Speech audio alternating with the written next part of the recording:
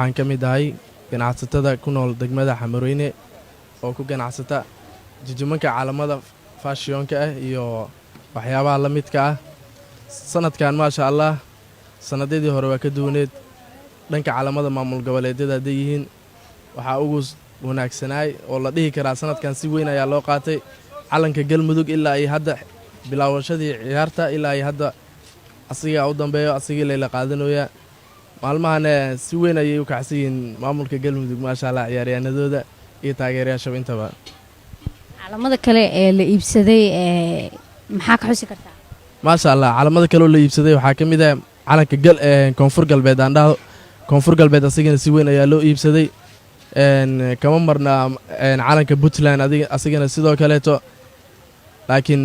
calamo badan ayaa qadka ka baxsan oo la laayahay oo ay ka mid yihiin calamadan Jubbaland Hirshabeelle iyo gobolka Banaadir oo aan loo keenin wax ganacsiga calanka gobolka Banaadir goobaha ganacsiga kuma badna maxaa soo baxay maasha Allah calanka gobolka Banaadir goobaha ganacsiga kuma badna waxaa sababna oo ah ganacsatada Soomaaliyeed ee soo dejiya calamada